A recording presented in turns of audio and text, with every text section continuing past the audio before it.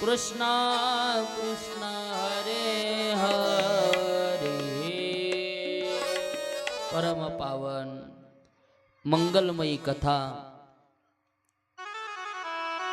धुंदुकारी असणारा प्रेत एवढीमध्ये गेलेला, परंतु 7 दिवस त्याने ही मंगल कथा श्रवण केली, दिव्य कथा ऐकली आणि नुसती कथा ऐकत नव्हता तर कथेचं श्रवण मनन आणि निधिध्यासन करायचा, चिंतन करायचा, देवाचं रूप पुन्हा पुन्हा मनामध्ये आठवायचं। 7 दिवस भूताच्या येवणीमध्ये असताना सुद्धा त्याने उपवास केला। प्रेतेन श्रवणम कृतम, आणि स्थिर चित्तानं मनन करत निधिध्यासन करत कथा ऐकल्यामुळे जरी प्रेत येवणीमध्ये गेलेला धुंदुकारी विमानामध्ये बसला आणि वैकुंठ धामाला जेव्हा पोहोचला तेव्हा ऐकायला आलेली खालचे जी श्रोते होते ते म्हणत होते, महाराज आम्ही कथा ऐकली, आम्हाला का न्यायला विमान आलं नाही? म्हणजे त्यांच्या कथा ऐकण्यात आणि आपल्या कथा ऐकण्यात फार बदल आहे। सगळं सांभाळून आपल्याला कथा ऐकायची। कथेत लक्ष इकडं काही जातं, तिकडं काही जातं, या बाजूला काही जातं, त्या बाजूला काही काही कथेत काही काही कथात बसतात, पण कथेत बसूनही चित्त कथेत नसतं। मग कुठं कुठं तरी फिरून येतं। ज्ञानोबराय म्हणतात ना, त्रिवेणी संगमी नाना तीर्थे भ्रमी, आणि चित्त नाही नामी तरी ते व्यर्थ। जर नामामध्ये चित्त नसेल तर ते व्यर्थच आहे, त्याचा काही उपयोग होत नाही। म्हणून तसं चित्त आपलं एकाग्र असलं पाहिजे, आणि जेव्हा चित्त एकाग्र असेल तेव्हा केलेला परमार्थ सफल ठरतो। जर मन इथं नसेल तर आपण शरीराने कुठे आहेत याचा काहीही उपयोग होत नाही। आणि म्हणून ज्या देशामध्ये वैष्णव नसेल त्या देशाला देश म्हणता येत नाही। ज्या श्राद्धामध्ये पितर नसतील ते श्राद्ध नाही। त्या पद्धतीने ज्या घराच्या समोर तुळशी वृंदावन नसेल ते घर घर नाही। तसं ज्या परमार्थामध्ये चित्त नसेल तो परमार्थ सुद्धा परमार्थ नाही। म्हणून थोडे आहे आणि चित्त साह्य झाली, आपलं मन एकाग्र पाहिजे। बाकीच्यांनी कथा ऐकली होती पण गोकर्णासारखी नाही, धुंदुकारी सारखी नाही।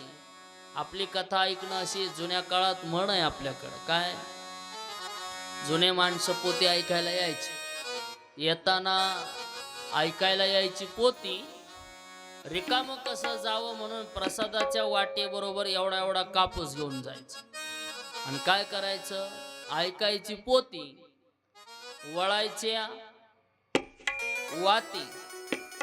आता त्याच्यात डबल एक काम जास्त वाढलं। पहिल्या तरी फक्त वातीपर्यंत मर्यादित होतं, आता ते नाही। आता ऐकायला यायचं पोती, वळायला आणायच्या वाती, सांभाळायला आणायच्या नाती, मग नाही का पोतीची व्हायची माती, पुन्हा खाली काय राहायचंय, सगळं करून आपण परमार्थ करतो। पण धुंदुकारीने जो परमार्थ केला तो निष्ठेचा होता, श्रद्धेचा होता, भावनेचा होता, आणि म्हणून भगवान परमात्म्याने त्याला मुक्त केलं। अशी गोड दिव्य कथा, पाप्यातला पापही जीव असू द्या, तुका म्हणे महा पातके पतित होती, जीवन मुक्त हेळा मात्रे, त्याचाही उद्धार झाल्याशिवाय राहत नाही।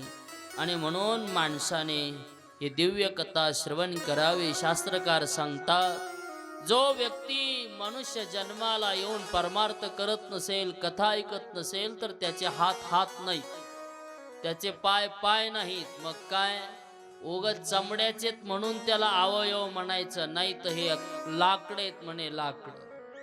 काय म्हणले महाराज, तुका म्हणे त्याचे काष्ट हात पाय बाजाला असतात बघा, आकुड असते, त्याला काय म्हणायचं,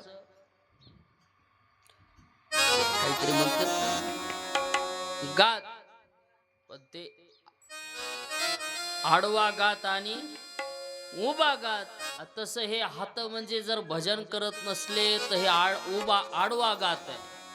आणि जर पाय जर कथा कीर्तनाकडे जात नसले तर हे उभा उभा गात. याचा काही उपयोग नाही. होतं तरी काय याने हो, प्रत्येक जण जन्माला येतात, आल्यानंतर वय झालं की शरीर थकतं, जर्जर होतं. सगळ्याची गती सारखीच आहे. एक ना एक दिवस माणसाच्या जन्माला आल्यानंतर माणसाला काय व्हावं लागतंय? मरावं लागतंय. काही उरत नाही या देहातलं खाली. जेव्हा तुम्ही मरता तेव्हा मेल्याबरोबर 2-3 तासात घरातली तुम्हाला बाहेर काढतात, दारात आंघोळ घालतात, दारात आंघोळ घालून बाहेरच्या बाहेरच नेऊन टाकतात. बरं, नेल्यावर तरी या देहाचा एवढा थाटमाट केलेला असतो. अग्नी डाग दिला की या देहाचे काय होते? राख राख होते. एवढ्या थाटामाटात मागच्या सीटवर आयुष्यात कधीच बसलेला नसतो.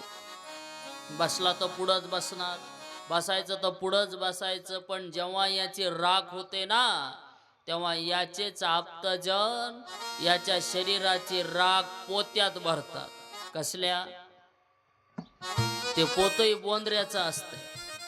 बोंद्र्याच्या पोत्यात भरून गाठ तोंड बांधतात. आणि आयुष्यभर पुढच्या सीटवर बसलेल्या माणसाला बोंद्र्याच्या पोत्यात भरून सीटवर नाही टाकत. कुठं टाकतेत मग? गाडीच्या मागच्या डिकीत टाकतेत. एवढंच आयुष्य आहे.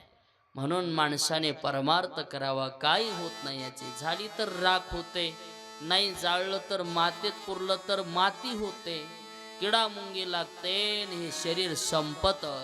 म्हणून मनुष्य जन्माला आल्यानंतर माणसाने कथा ऐकावी, कीर्तन ऐकावं. करा हरि भक्ती परलोकी येईल कामा.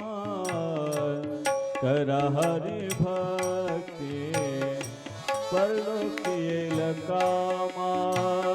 करा हरी भक्ती परलोकील कामा. करा हरी भक्ती परलोकील कामा. करा हरि भक्ती परलोकी येईल कामा. करा हरि भक्ती परलोकी येईल कामा. करा हरी भक्ती परलोकील कामा. करा हरी भक्ती परलोकील कामा.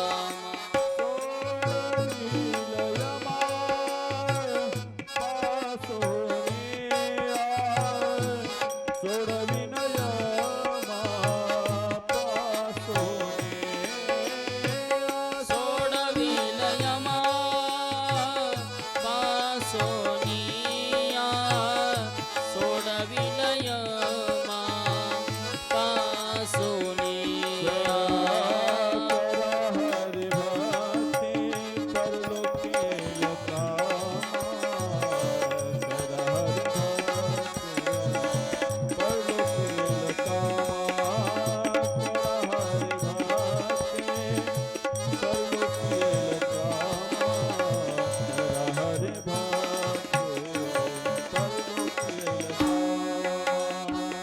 करा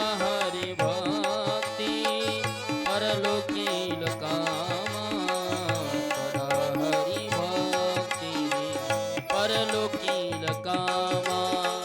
करा हरी भक्ती परलोकील कामा. करा हरी भक्ती परलोकील कामा. करा हरि भक्ती परलोकील कामा. करा हरि भक्ती परलोकील कामा. जर या जन्मामध्ये भगवंताची भक्ती केली तर ती कथा श्रवण करण्याकरता अतिशय उपयुक्त आहे. आणि म्हणून धुंदुकारीचा उद्धार झाला, गोकर्ण आदी सगळ्यांना उद्धार झाला. आणि मग आता आपल्याला ग्रंथाला प्रारंभ करायचा आहे. भागवत कथा पुण्यवानाचा उद्धार करते, भागवत कथा पाप्याचाही उद्धार करते. महात्म्य ऐकलं, महिमा गायला. आता आपण मूळ ग्रंथाला प्रारंभ करणार आहे. जन्माद्यस्य यतोऽन्वयादितरतश्च चार्थेष्वभिज्ञस्वराट् तेने ब्रह्महृदायादि कवये मुह्यन्ति यत्सूरयः सत्यं परं धीमहि. भागवताची सुरुवातही आहे सत्यम परम धीमहि आणि भागवताचा शेवटचा श्लोकही आहे सत्यम परम धीमहि. असा भगवान परमात्म्याला प्रणाम करून त्या नैमिषारण्यामध्ये 88,000 ऋषींचा मेळावा आहे. सगळ्यांनी पुन्हा प्रणाम केला. गुरुदेव, आता आम्हाला भागवताचा महिमा कळाला, या ग्रंथाचा महिमा कळाला. आता आपण आम्हाला ही गोड कथा श्रवण करावी, सांगावी. तेव्हा सूतजी महाराज आणि शौनकजी यांचा चाललेला संवाद आहे. म्हणजे भगवत कथा मनुष्य जीवनामध्ये कशा पद्धतीने परिवर्तन करते याचं वर्णन केलं. त्यानंतर तृतीय अध्यायामध्ये भगवान परमात्म्याने भागवतामध्ये जे 24 अवतार घेतले, या 24 अवतारांच्या कथा एकाच अध्यायामध्ये त्यांनी थोडक्यात सांगितल्या. परंतु पुढे आपल्याला कथा ऐकत असताना त्याचं पुढे चिंतन करायचंच आहे. मग सूतजी महाराजांना शौनकजी ऋषी प्रणाम करतात आणि विचारतात, गुरुदेव आता सांगा, या ग्रंथाचा महिमा गायला. ग्रंथ खूप श्रेष्ठ आहे, ज्ञानी आहे, महान आहे. पण हा ग्रंथ लिहिला कोणी? या ग्रंथाची रचना कोणी केली? ही कथा का ऐकावी असं वाटलं? हे आपण या कथेचा इतिहास सांगा. त्यावेळेस शास्त्र सांगत असताना भागवतामध्ये ती कथा आली नाही. पण पुराण काळामध्ये एक ऋषी होऊन गेले. त्या ऋषींचं नाव होतं पराशर नावाचे ऋषी, ज्यांनी 80,000 वर्ष काय केलं होतं? तप केलं होतं. आणि एके दिवशी नदीच्या तीरावरती आले, गंगेच्या तीरावर आले. गंगेच्या तीरावर आल्यानंतर पहिल्या तीराला जायचंय म्हणून नावेच्या जवळ आले. आणि नावेच्या जवळ आल्यानंतर एक स्त्री, एक कन्या, त्या नाव हाकणाऱ्याची मुलगी तिथं होती. ती मुलगी नावेत बसली, नाव हाकतेन तेवढ्यात पराशर ऋषी तिथं आलेले आहेत. ऋषी नावेत बसले आणि नावेत बसल्यानंतर नाव चालली. रस्त्यामध्ये संग घडला, बुद्धी भरकटली आणि सांगितलं, हे कन्ये, तू माझ्याबरोबर विवाह करशील? तिने सांगितलं, करते, पण तुमचं वय काय, माझं वय काय, आणि कसा आपला संसार होणार? असं मला म्हातारी म्हणते. राग आला म्हाताऱ्याला. आणि खरं हे, म्हाताऱ्या माणसाला म्हातारं म्हणल्यावर खूप राग येतो महाराज. आता झालेलेच असतात म्हातारे, पण खरं बोललं की लोकांना काय येतो तुम्ही बघा. व्यवहारातही नेहमी बघा, लोक खरंच बोलतात, पण खरं बोललं की माणसाला काय येत असतो? राग येतो. काळ्या माणसाला तुम्ही काळं म्हणा, त्याला काय येतो? राग येतो. आता असतोच काळं, लोक काळच म्हणणार, पण राग येतो माणसाला. काळ्याला काळं म्हणलं की राग येतो. म्हातारं म्हणलं की राग येतो. खरं कोणाला पचतच नाही. महाराज म्हणतात, लटीक येते रुचे आणि साच कोणा न पचे. लोक खरंच बोलत असतात. एखाद्याची बुद्धी चालत नसेल तर माणसं म्हणतात, जाऊ दे ते भोळ आहे. पण भोळ्याला भोळ म्हणलं की फार राग येतो. तसं पराशर नावाचे ऋषी आहेत. ऋषींना म्हातारं म्हणलं की राग आला. मी म्हातारा? हा, 20,000 वर्ष केलेलं पुण्य महाराज गंगेमध्ये समर्पित केलं. गंगा मैयेला प्रार्थना केली, माझं पुण्य जाऊ द्या, पण मी काय व्हावा? तरुण व्हावा. तसं म्हटल्याबरोबर पराशर ऋषी पुण्य घालवलं. काय झाले? तरुण. आता 80,000 20 गेले. किती राहिले? खाली किती राहिले? 60,000 राहिले. हे कन्ये, आता माझ्याशी विवाह कर, मी तरुण झालो. करते महाराज, पण तुमच्याशी विवाह करायला ही दिवस आहे आणि संसार तर करायचा आहे. मग आत्ता दिवसाची रात्र थांबा, अगोदर माझ्या वडिलांना विचारा. वडील हो दिले तर मी तुमच्याशी विवाह करेन. वडिलांची परवानगी घ्यायला 20,000 गमवले. आता राहिलं किती? 80तले 40 गेले, आता राहिले 40. तिने सांगितलं मी गंगेत संसार करणार नाही. मग दिवसाची रात्र बनवली गड्याने. दिवसाची रात्र बनवण्यात किती गेले? 20 गेले, आता राहिले किती? तिने सांगितलं महाराज दिवसाची रात्र झाली, पण ही पवित्र गंगा मैया आहे, इथे नाही संसार होणार. मग पुन्हा या गड्याने 20 फूट नाव उंच केली आणि गंगेपासून 20 फूट नाव उंच नेण्याकरता 20,000 वर्ष केलेलं पुण्य घालवलं. आता किती राहिले? काय भजनासी उरले ते पाहेगा. सगळं संपलं, त्याचं पुण्य वाया गेलं. आणि त्या कन्येशी त्यानं विवाह केला पराशर नावाच्या ऋषीने. त्यांचं नाव होतं मत्स्यगंधा आणि तिच्यापासून एक मुलगा झाला. त्या मुलाचं नाव होतं व्यास. बोलिये व्यास महाराज की जय. व्यासांचा जन्म झाला. जन्म झाल्यानंतर अत्यंत तेजस्वी बुद्धिमान तपस्वी व्यास महाराज. आणि मग जगाच्या कल्याणाकरता व्यासांनी एका वेदाचे 4 भाग केले. पहिला एकच वेद, पण लोकांना कळावं समजावं याच्याकरता एका वेदाचे 4 भाग केले. पुन्हा 6 शास्त्र लिहिले, अनेक पुराणांची रचना केली. पण एके दिवशी सरस्वती नदीच्या तीरावरती दगडावर बसलेले आपला चेहरा पाण्यामध्ये पाहतायत. आणि पाण्यामध्ये पाहत असताना विचार केला, आज एवढे ग्रंथ लिहिले, याजसाठी जप, याजसाठी तप, व्यासेही अमूप ग्रंथ केले, पण अजूनही माझ्या चित्ताला काय नाहीये? समाधान आहे. मी मात्र दुःखी आहे. काय करावं बरं? काय केल्याने माझ्या चित्ताला समाधान प्राप्त होईल? खाली पाण्याकडे बघावं, विचार करावा. देवा, एवढी मोठी व्याप्ती केली पण अजूनही समाधान नाहीये. आणि समाधान ही अशी गोष्ट आहे, जोपर्यंत तुम्ही समाधान मानून घेत नाही तोपर्यंत समाधान होत नाही, समाधान भेटत नाही, चित्त समाधानी होत नाही. देवा, अनेक विश्वामध्ये सगळ्या ग्रंथांची रचना केली. आज जेवढे महाराज लोक सांगतात ते सगळं उष्ट आहे. कुणाचं? या व्यास महाराजांचं. व्यास उच्चिष्ट जगत्रय. पण आज त्या व्यासांचं सुद्धा चित्त समाधानी नाहीये. आणि कोणी समाधानी नाही जगात. जो देखे सो दुखिया बाबा. राजा दुखिया, प्रजा दुखिया, दुखिया धन बैरागी.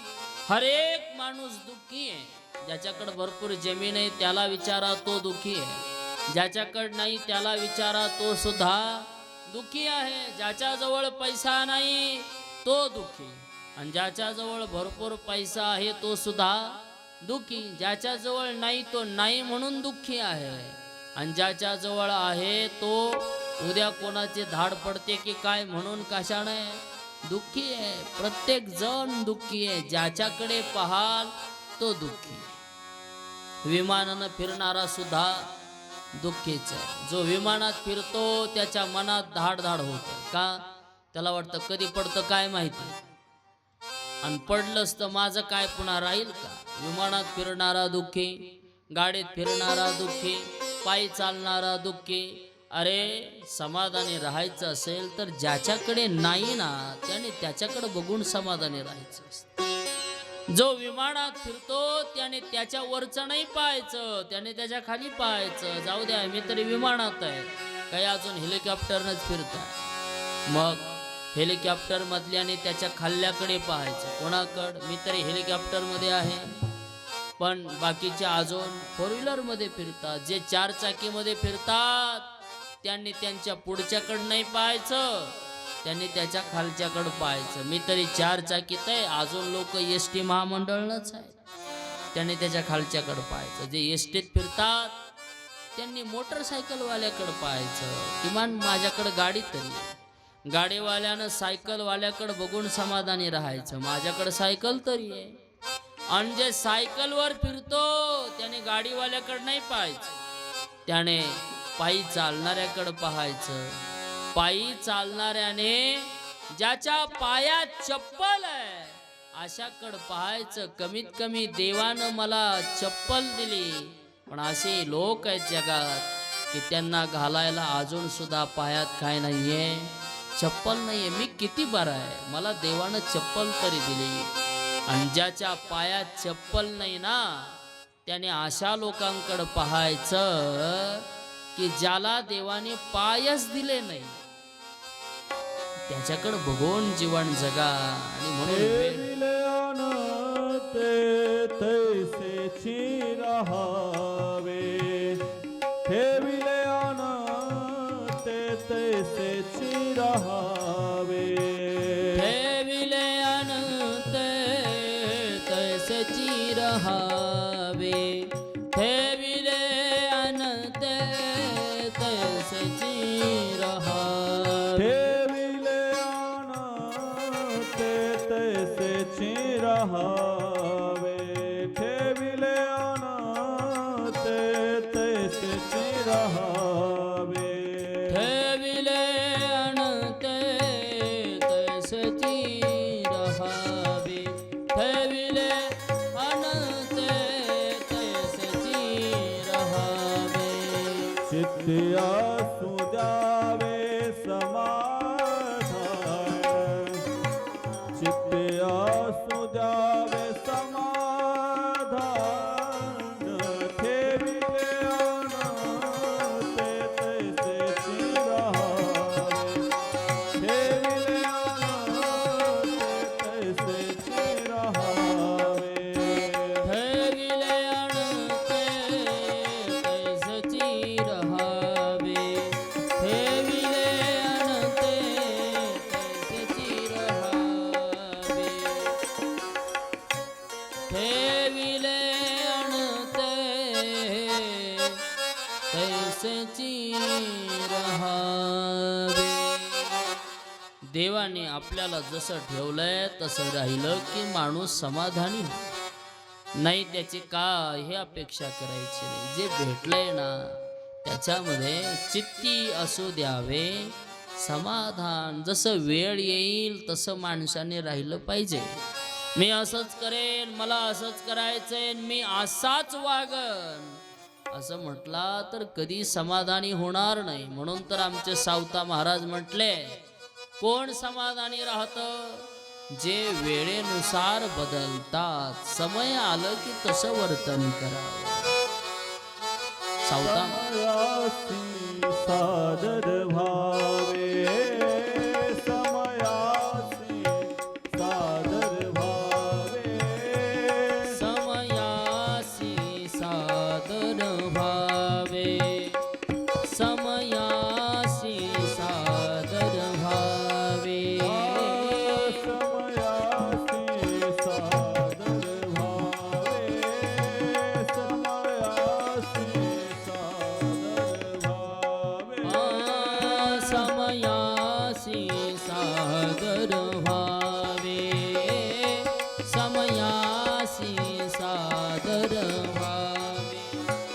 देव ठेविल तैसे रहावे, देव ठेविल तैसे रहावे, समयासी सादर भावे, समयासी सादर भावे, समयासी सादर भावे, समयासी सादर भावे.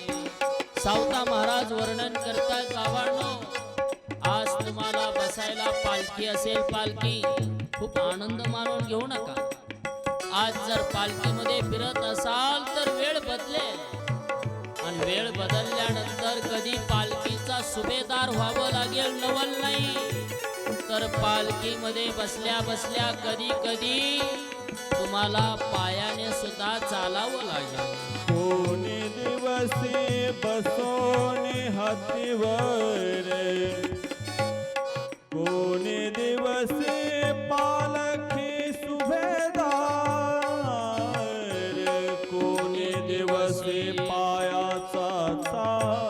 सागर चालून जावे कोणी दिवसी बसून याचे मन समयासी सादर भावे समयासी सादर भावे समयासी सादर भावे.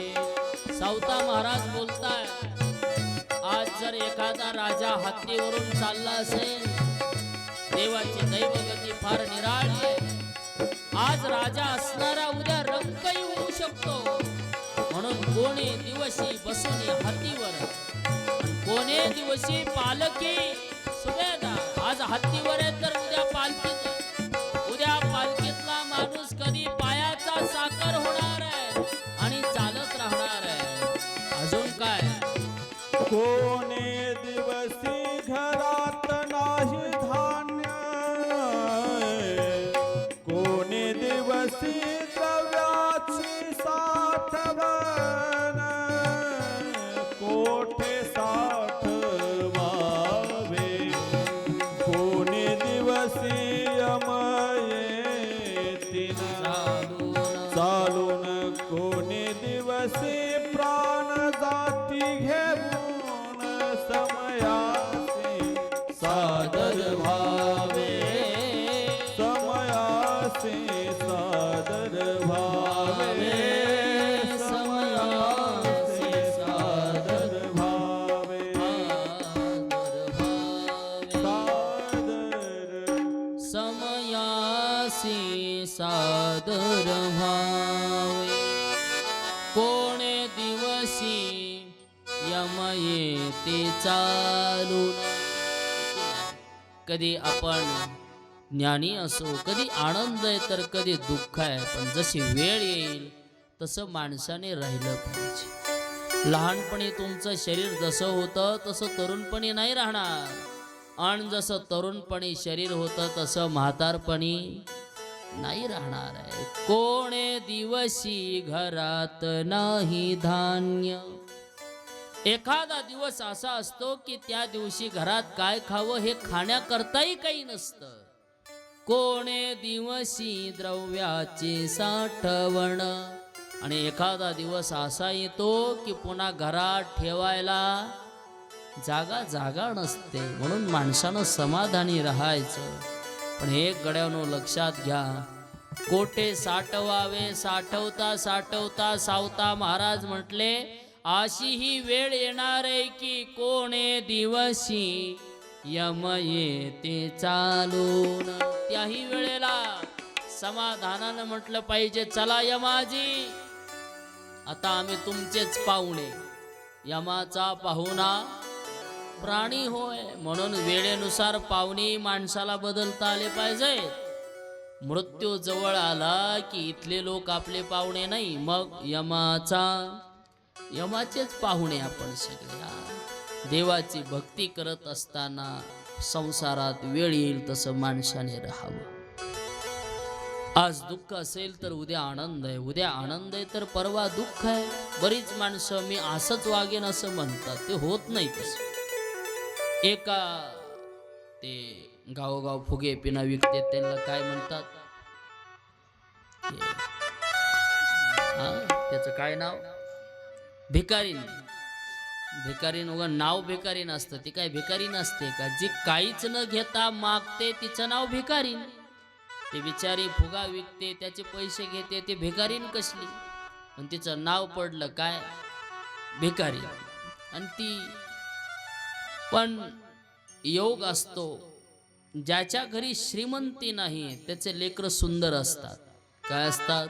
सुंदर असतात.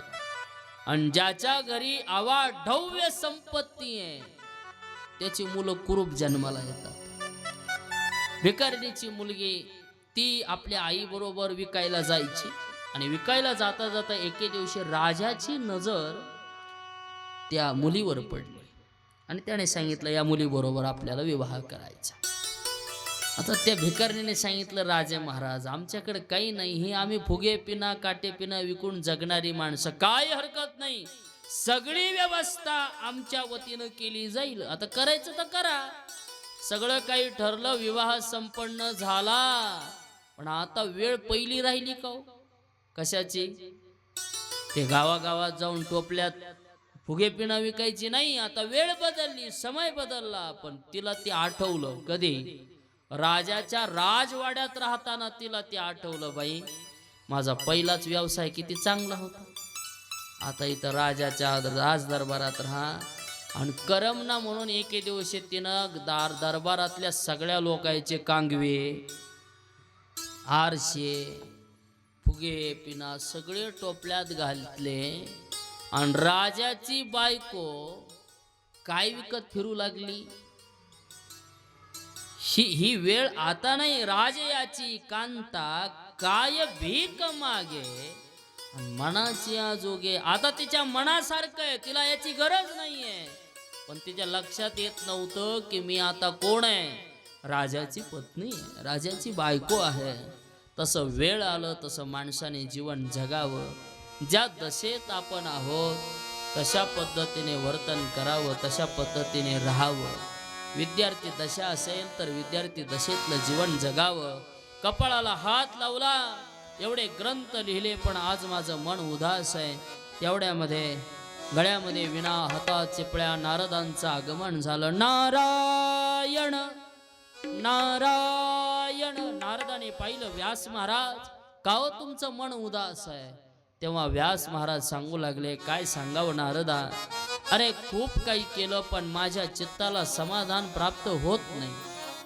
नारदजी बोलतात, व्यासजी तुम्ही सगळे ग्रंथ लिहिले पण एक नाही केलं. काय नाही केलं? भाजीत कितीही सामान टाकलं, जर मीठ नाही टाकलं तर भाजी चांगली लागत नाही, चांगली होत नाही. देवा तसंच व्यासजी तुम्ही अनेक ग्रंथ लिहिले पण तुमच्याकडून एक चूक घडली. तुम्ही माझ्या कृष्णाचं काय लिहिलं नाही, चरित्र लिहिलं नाही.